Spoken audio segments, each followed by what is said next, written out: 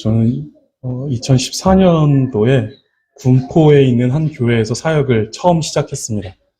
그리고 그 교회에서 2015년까지 있었는데 2015년도에 그 청소년부 아이들과 함께 필리핀 마닐라에 비전 트립을 다녀온 적이 있습니다. 그리고 그 일정 가운데 하나가 빠야타스라는 곳을 방문하는 것이었습니다. 혹시 들어본 적 있으신가요? 빠야타스라는 지역 이름이에요. 마닐라에 있는 한 지역의 이름인데 이곳은 소위 쓰레기산이라고 불리는 곳입니다. 마닐라에서 나오는 배출되는 쓰레기들이 다 그쪽으로 집합이 됩니다. 그래서 그것이 오랫동안 몇십 년간 쌓여서 이렇게 상을 이루었는데 거기에 이제 우리나라 한국에 있는 쓰레기들도 많이 이렇게 들어간다라고 해서 기사화된 적도 있습니다. 이곳의 어떤 풍경을 담은 다큐멘터리가 있는데 원래 이제 제가 가서 찍은 사진들이 있어서 그 사진을 찾아보려고 했는데 없더라고요. 그래서 찾아봤더니 어떤 다큐멘터리가 있더라고요. 그래서 한 1분 정도만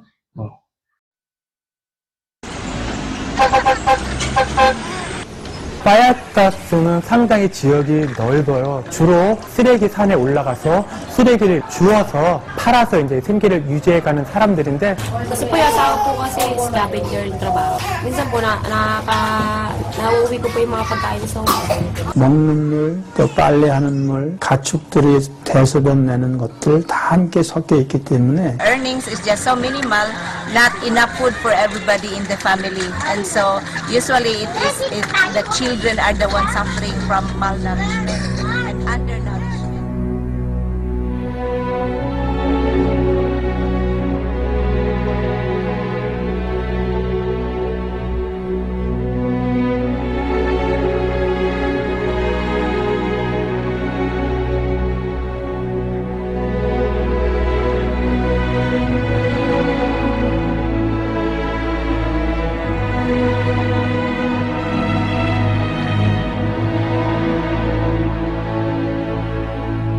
네, 그 다큐멘터리의 시작 부분인데 빠야타스라는 그 쓰레기 산이라는 곳이에요. 지금 이곳에는 16만 명 정도의 사람들이 그곳에서 생활한다고 합니다. 그리고 대부분은 쓰레기 더미에서 재활용할 수 있는 그런 쓰레기들을 주워서 그것을 이제 다시 팔아서 생계를 이어가는 그런 사람들입니다. 예, 영상에서 이렇게 보셨을 때도 이제 어린아이들이 굉장히 많았죠. 제가 갔을 때도 어린아이들이 굉장히 많았습니다. 아이들이 이제 학교를 잘 못 가죠. 생계 때문에 먹을 것도 없으니까. 아까 영상에도 잠깐 나왔는데 자막에 잠깐 나왔는데 잘 안 보이셨을 텐데 아이들이 먹을 것이 없고 이 사람들도 이제 돈이 없을 때는 그 쓰레기산에 올라가서 거기서 이제 먹을 것을 찾아서 먹는 경우도 있다고 합니다. 그리고 이 영상에서는 충분히 담기지 않은 것 같아요. 실제로 가서 보면 훨씬 더 참담한 그런 모습을 보게 됩니다.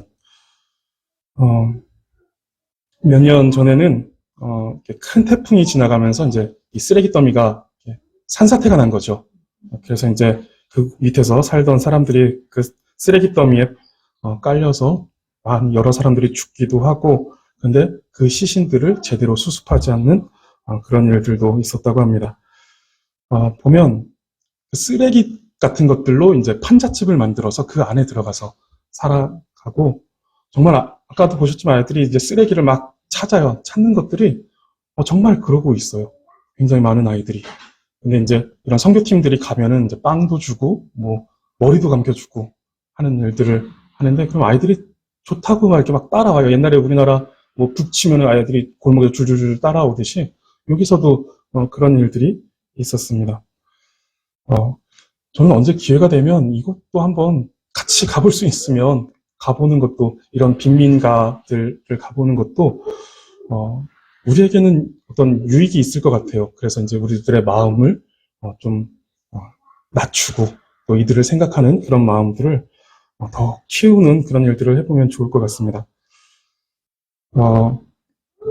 이곳을 이제 다녀오면서 아주 큰 충격을 받고 돌아왔습니다. 정말 가난하다라는 사람들의 이야기도 들어보았고, 또 어떤 영상이나 아니면 어떤 적당히 이제 가난한 사람들의 모습을 보기도 했지만, 이 빠야타스라는 곳에서 본 모습은 상상도 못 해본 가난의 풍경이었습니다. 그렇게 힘든 아이들, 또 사람들의 모습을 보는 것은 정말 상상도 못 해봤던 가난의 모습이었습니다. 가난하기 때문에 할 수 없는 것들이 너무 많았고, 또 그 가난에서 스스로 빠져나온다는 것은 불가능에 가까웠습니다. 특히 어린아이들은 더더군다나 아무것도 할 수 없는 상태에 있게 됩니다. 우리는 우리의 삶에 감사해야 될 필요가 있고, 또 우리의 삶에 감사하면서 이 가난한 이들을 기억하고 잊지 말아야 할 책임이 또 있을 것 같습니다. 오늘은 이 가난의 한 특징에 대하여서 나누고자 합니다. 오늘은 8부 가운데 첫 번째인 3절 말씀을 가지고 함께 말씀을 나누고자 합니다. 3절은 이 가난에 대하여서 말하고 있습니다. 심령이 가난한 자는 복이 있나니 천국이 그들의 것이미요 라고 이렇게 말씀하고 있는 것이죠. 지난주에 나누었듯이 이 말씀은 복의 조건을 말하고 있는 것이 아닙니다. 이것을 지키면 너네가 이렇게 가난해지면 자기를 어떤 비우는 뭐랄까요, 무소유의 삶을 억지로 인위적으로 그렇게 만들어서 살아가는 것으로 인해서 너희가 복을 받을 것이다 라는 내용이 아니라, 복된 상태에 있는 사람을 보니 그 사람이 이렇더라 라는 것이죠. 그 사람이 받은 복을 이제 말씀하시는 내용입니다. 이때 사용되는 마카리오스라는 단어는 존재적인 복을 의미하는 단어로서 심령이 가난한 상태 속에 있는 어떤 그 존재적인 복을 가리키는 것입니다. 그래서 너는 참 좋겠다, 심령이 가난해서 천국이 너의 것이지 않느냐라는 이런 뉘앙스인 것이죠. 우리가 지난주에 이 복에 대해서 살폈고, 오늘은 심령이 가난하다라는 것에 대한 그것이 무엇인가, 그것이 의미하는 것이 무엇인가라는 것을 중점적으로 나누고자 합니다. 마태는 가난하다라는 말 앞에 심령이라는 말을 붙이고 있습니다. 그래서 이 가난하다라는 것에 대한 것이 이제 영적인 측면에 관한 것이다라는 것을 나타내고 있는 것이죠. 이것은 이제 누가복음의 기록과는 차이가 있는 부분입니다. 누가복음에서 말할 때는 그냥 가난한 자라고 이렇게 기록하고 있습니다. 가난한 자는 복이 있다라고 이렇게 말하고 있는데, 반면에 이제 마태는 심령이 가난한 자다, 심령이 가난한 자는 이렇게 말하고 있습니다. 분명히 예수님은 가난한 자를 불쌍히 여기셨습니다. 그런데 마태는 더 본질적인 가난, 더 큰 불행과 슬픔을 가져오게 될 그 가난으로서 심령의 가난함을 더 분명하게 말하고자 한 것입니다. 그렇다고 해서 누가는 어떤 물질적인 가난에 대해서 이야기했느냐라는 것 할 때 그렇지 않습니다. 누가도 역시 결국은 그 영혼의 그 갈급함, 영혼의 그 가난에 대해서 말하고 있습니다. 가난을 의미하는 헬라어는 페네스와 푸토코스라는 이 두 개의 단어를 사용합니다. 근데 이 두 개의 단어는 차이가 있는데, 이 위에 있는 페네스라고 하는 것은 일할 수 있는 힘이나 여건이 되는 상태입니다. 일을 하지만 그러나 이제 가난한 상태에 있는 사람인 것이죠. 그래서 자신의 어떤 부족한 부분들을 자신의 어떤 힘으로 어떤 환경 속에서 극복해내면서 살아갈 수 있는 그런 사람들을 그런 가난의 상태를 이야기하는 것이 이제 페네스이고, 푸토코스라고 하는 것은 정말 아무것도 없는 상태를 말합니다. 완벽하게 비워진 상태, 스스로 극복해볼 힘이나 여건도 되지 않는 완전한 파산에 이른 상태, 영적인 파산에 이른 상태를 푸토코스다라고 이렇게 말합니다. 앞서 잠시 영상으로 보았던 따야타스 지역의 사람들, 특별히 그곳의 아이들이 이런 상태다라고 보시면 되겠죠. 어떤 힘이나 여건이 되지 않는 것이죠. 그것을 극복하고 싶지만 스스로의 힘으로는 그곳에서 극복해 나올 수가 없는 그런 상태, 완전한 파산의 상태. 그것이 이제 푸토코스, 어떤 심령이 가난한 상태를 말하는 단어인 것입니다. 스스로는 아무것도 할 수 없을 절대적인 무능력 상태, 철저하게 의존적인 상태를 말합니다. 이 푸토코스는 거지 나사로 할 때 이 거지가 푸토코스이고, 또 두 랩돈을 바치고 빈털터리가 된 가난한 과부다 할 때 이 가난한이 이제 푸토코스입니다. 하나님께 이 두 랩돈을 바친 후에 아무것도 없는 상태가 되어버렸죠. 그 거지 나사로도 끝까지 이제 그 가난 상태, 혼자서는 아무것도 할 수 없는 상태에 있다가 그곳에서 이제 굶어 죽게 되죠. 이 상태가 푸토코스입니다. 심령이 가난하다라고 할 때 마태는 이 푸토코스라는 단어를 사용하고 있습니다. 영적으로 푸토코스한 상태, 즉 스스로는 아무것도 할 수 없는 절대적인 무능력 상태이고 철저하게 의존할 수밖에 없는 상태를 말하는 것입니다.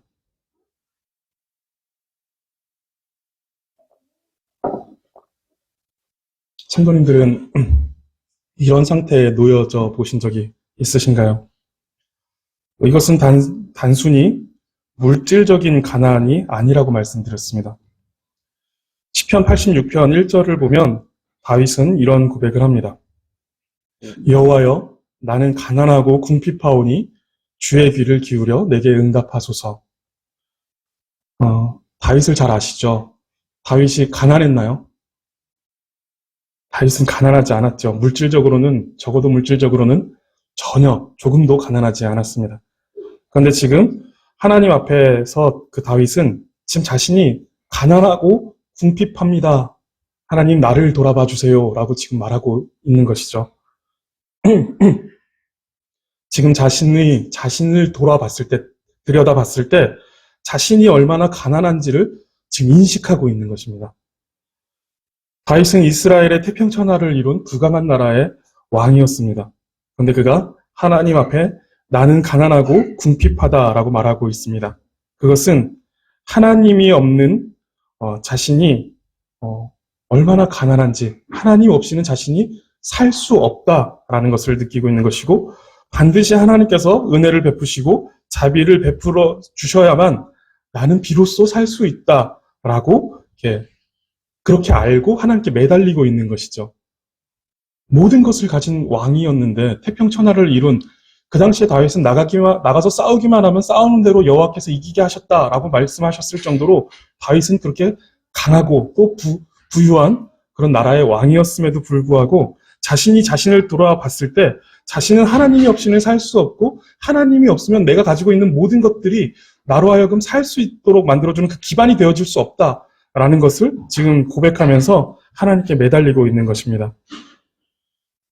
그런데 다윗이 말하고 있는 이 가난의 상태가 더 절망스러운 사실은 스스로 아무것도 할 수 없다라는 것입니다. 본인이 가난하다라는 것을 느끼고 있는데 그 가난을 스스로 해결해 볼 수 없다라는 것이 절망스럽다라는 것이죠. 앞서 말씀드렸듯이 페네스라는 가난은 스스로 극복해 볼 힘이나 여건이 있는 상태의 가난이지만 푸토코스라는 가난은 그런 힘이나 여건이 완전히 없는 완전한 파산의 상태를 말합니다. 스스로는 그것에서 빠져나올 수가 없는 것이죠. 그 가난의 상태에서 빠져나올 수 없는 것입니다. 지금 다윗은 그런 상태에 있는 자신을 보는 것이죠. 하나님의 은혜와 자비에 대한 어떤 가난한 상태라는 것을 자신이 깨달았다라고 한다면 돌을 닦든지 수련을 하든지 덕을 쌓든지 하면서 그 은혜를 취하고 자비를 얻어낼 수 있다라면 좋겠는데 그렇게 되지 않는다라는 것입니다. 그렇게 할 수 있는 힘이나 여건이 그 사람에게 있지 않다라는 것이고 그러한 환경이 아니라는 것이죠. 다윗은 모든 것을 가졌고 하나님과 동행하며 믿음으로 살아온 특별한 경험들이 그 안에 풍성하게 있었습니다. 그러나 그것들이 그를 부요하게 하지 못했습니다. 그래서 다윗은 여전히 가난하고 궁핍하다라고 말하고 있습니다. 그의 심령이 가난했던 것입니다. 신앙의 경험조차도 그를 부요하게 하지 못하는 것이죠. 우리는 무언가를 갖게 되고 경험이 쌓이면 자신감이 생깁니다. 내 주머니가 두둑하면 자신감이 생기고 친구들을 만날 때나 누구를 만날 때 위축됨이 없습니다. 까짓거 내가 사면 되니까 위축됨이 없습니다. 당당해지죠.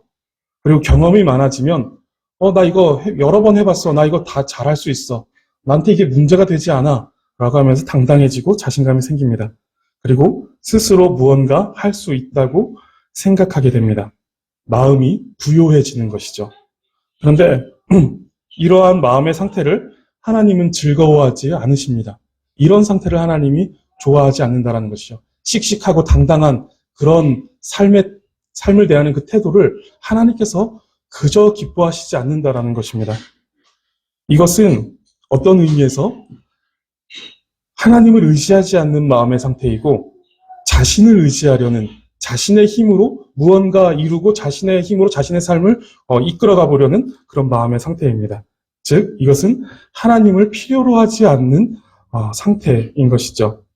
우리는 이렇게 마음이 비대해지는 것을 주의해야 합니다. 이것들이 모두 비워지지 않으면 하나님의 은혜가 그 속에 들어가 하나님의 은혜로 그 사람의 심령을 채우지 못합니다. 심령이 가난하다라는 것은 자기의, 자만심, 자기 자랑, 자기 영광, 자기 추구 등 이 모든 것이 비워진 상태입니다. 그래서 스스로 아무것도 할 수 없다는 영적 파산의 상태에 있는 것, 이것이 심령이 가난하다라는 것입니다. 어느 날 한 부자 청년이 예수님께 찾아와 묻습니다. 선생님, 어떻게 하여야 영생을 얻을 수 있습니까? 라고 이렇게 예수님께 묻습니다. 예수님은 그 청년에게 몇 가지의 계명을 말씀하시면서 말씀하셨고 그 청년은 이렇게 말하죠. 선생님이요, 이것은 내가 어려서부터 다 지켰습니다. 어렸을 때부터 이것은 내가 다 지켜온 것입니다. 라고 말합니다. 그러자 예수님께서 너에게 있는 것을 다 팔아서 가난한 자들에게 주고 나를 따라라. 라고 말씀하십니다. 그러자 이 부자 청년은 재물이 많은 고로 슬픈 기색을 띠며 근심하며 갔다. 라고 이렇게 말합니다. 이 청년은 자신이 있었습니다.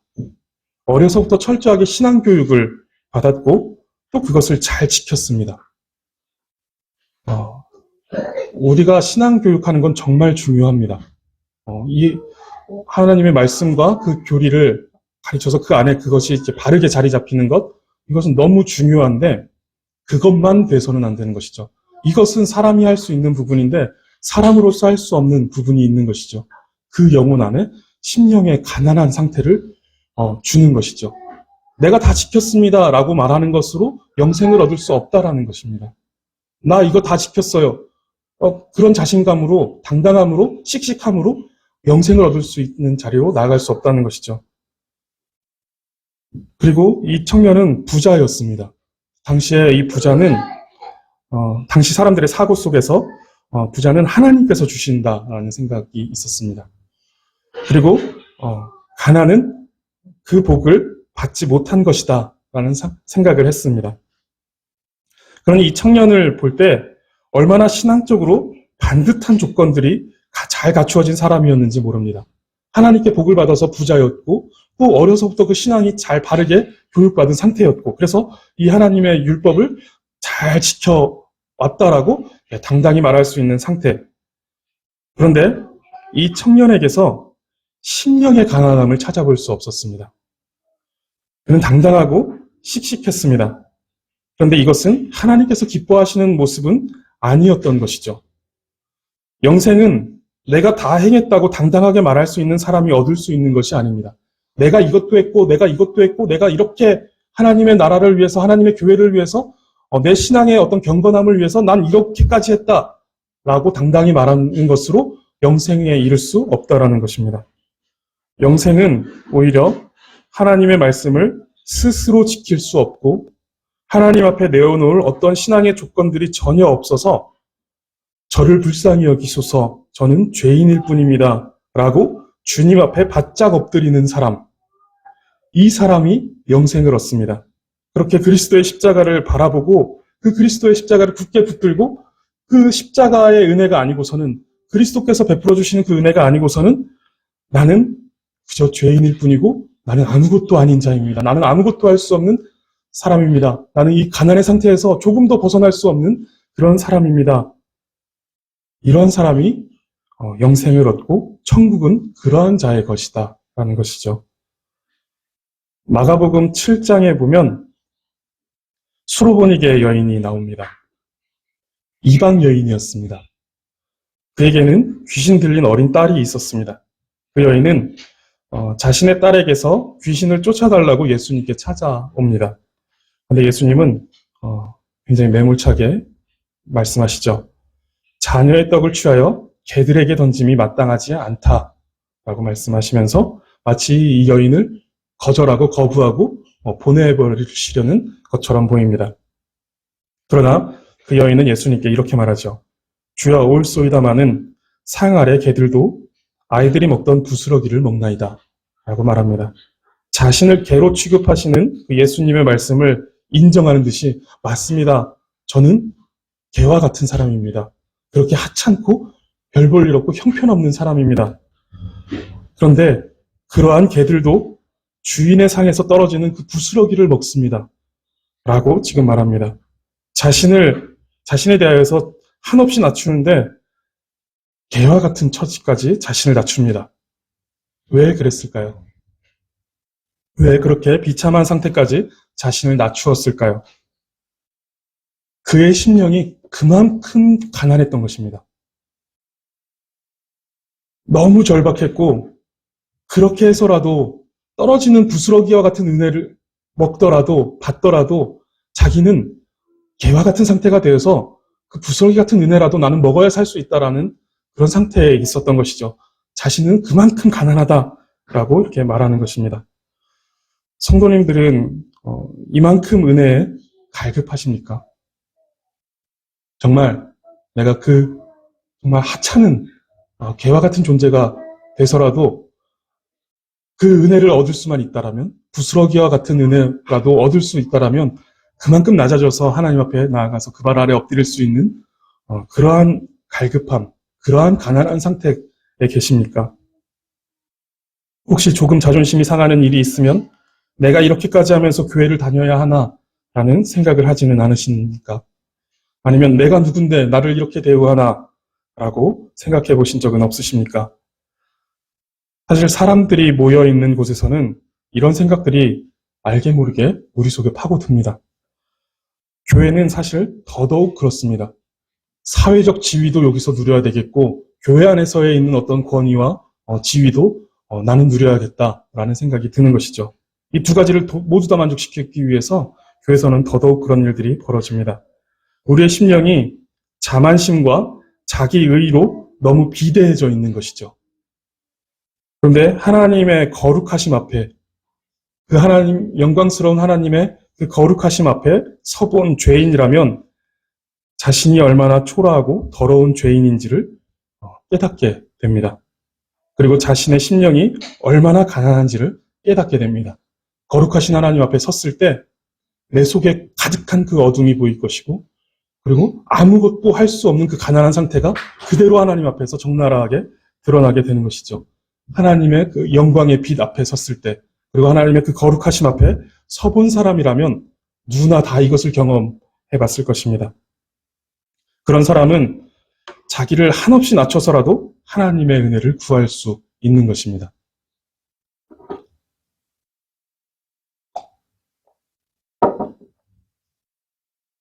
빌립보서 3장을 보시면 바울은 자신이 가졌던 육신적인 조건들을 쭉 나열합니다.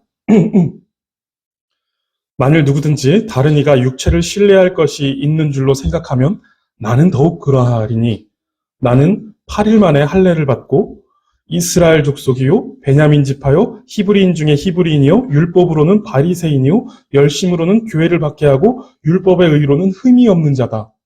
그 부자 청년보다 훨씬 더 뛰어난 사람이 바로 바울이었죠.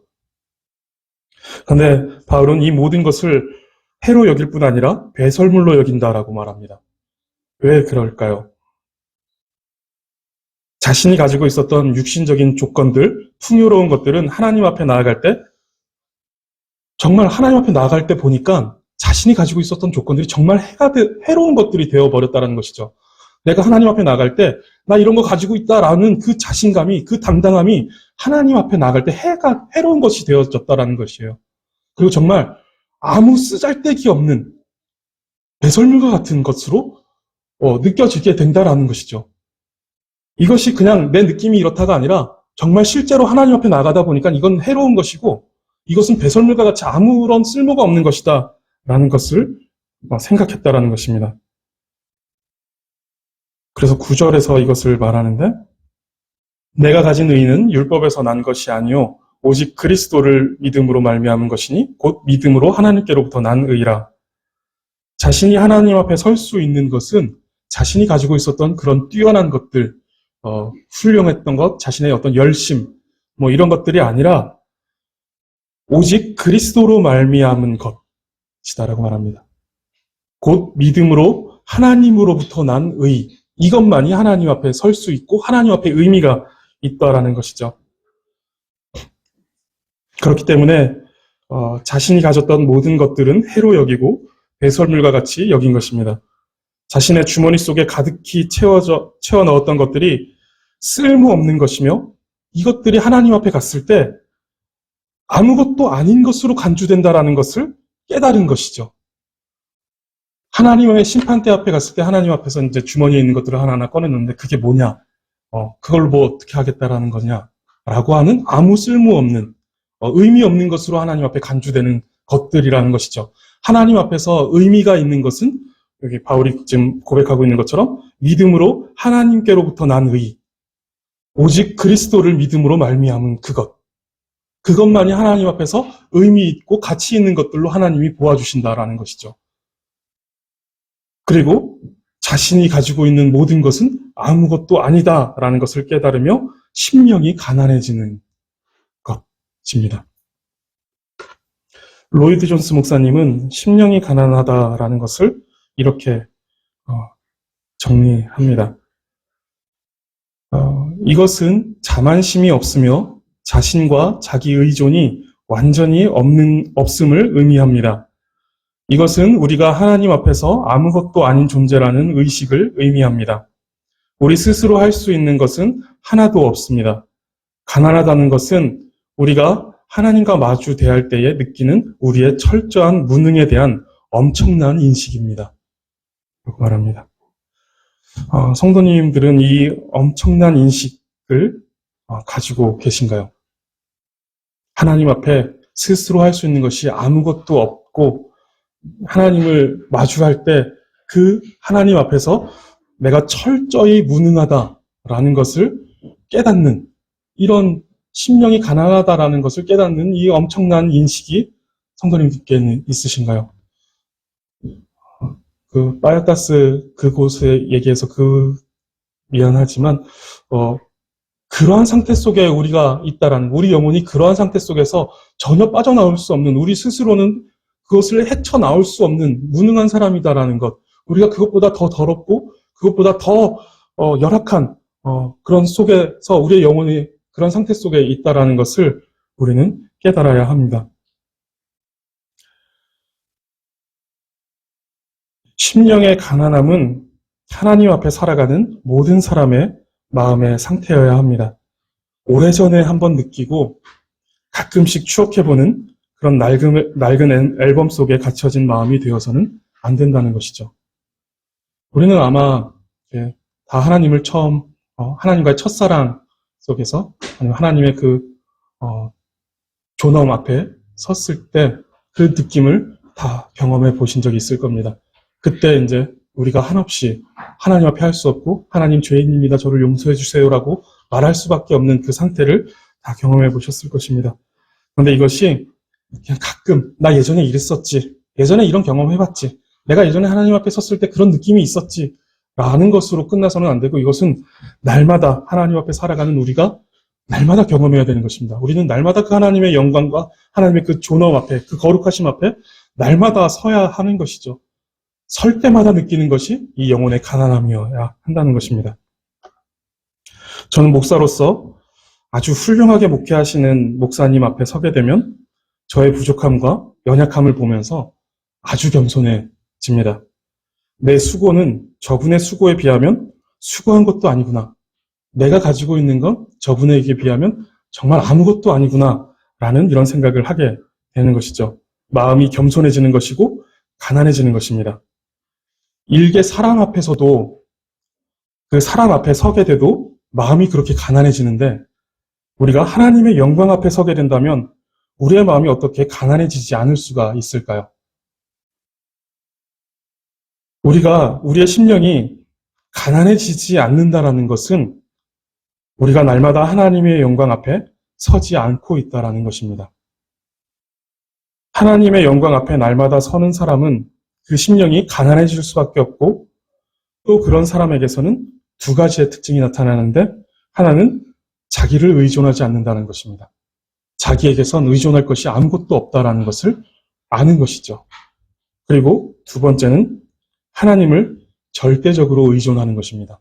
모든 것에서 하나님을 의지할 수밖에 없는 상태다라는 것을 알기 때문에 하나님이 아니고서는 나는 이 상태를 극복할 수 없다라는 것을 알기 때문에 하나님을 절대적으로 의존하게 됩니다.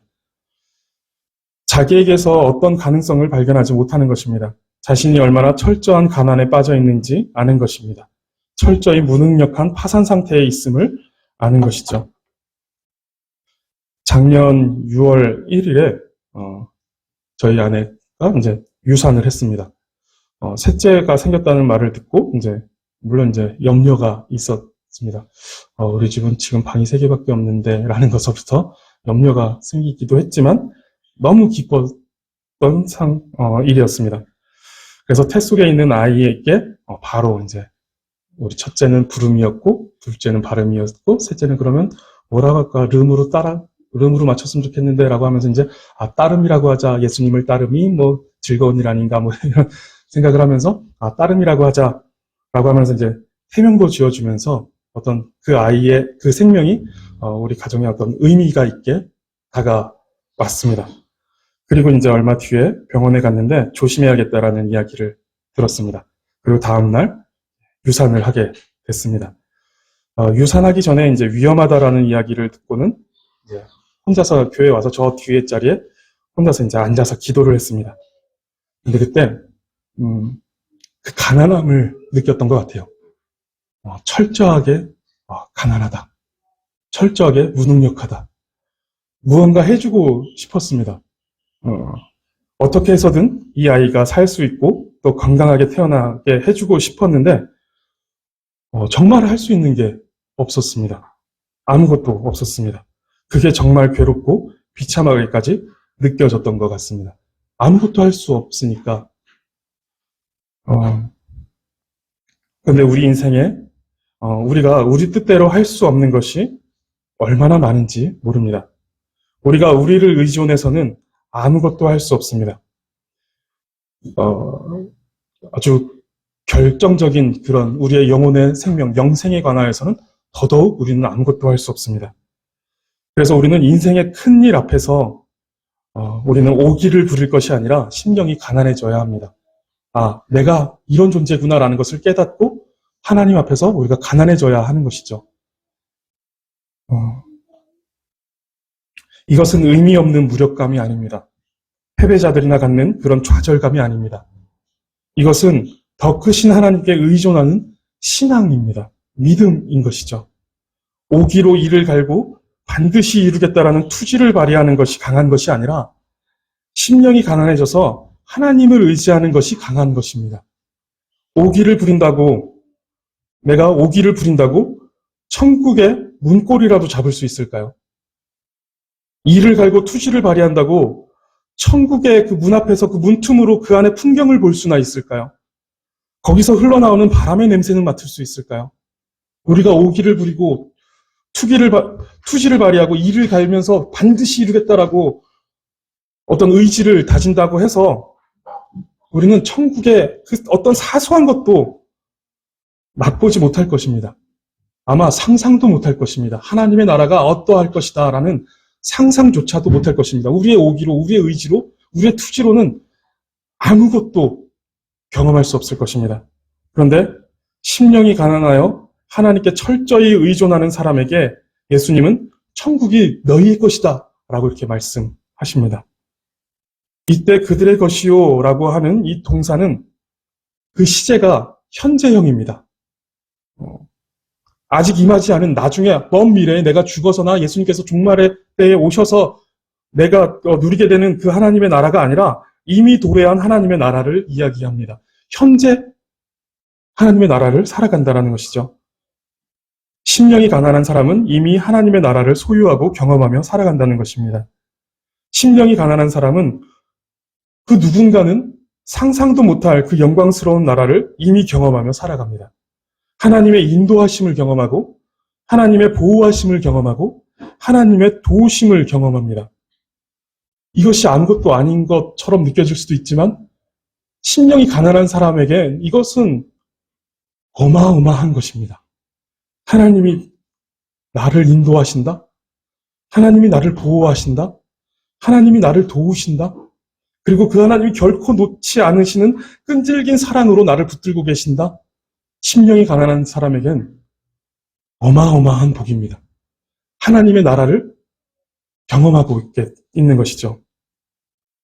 심령이 가난하다는 것은 자신이 얼마나 무력하고 철저히 부패했으며 스스로 아무것도 할 수 없는 존재인지를 아는 것입니다. 우리의 심령이 얼마나 황폐하였는지 아는 것이고 그 쓰레기 산보다 더 더럽고 썩어 있는지를 아는 것입니다. 어떻게 알 수 있을까요? 앞서도 말씀드렸지만 하나님의 영광 앞에 서는 것입니다. 하나님의 거룩하심 앞에 서는 것이고 하나님의 그 존엄 앞에 서는 것입니다. 날마다 그 영광을 사모하여 그 앞에 나아가는 것입니다. 그렇지 않으면 우리는 절대로 우리의 그 심령이 가난한 상태를 깨달을 수가 없습니다. 우리가 얼마나 무력하고 부패하였는지, 우리가 가지고 있는 것들이 얼마나 쓸모없고 우리는 얼마나 할 수 있는 것이 없는지 아무것도 알 수가 없습니다.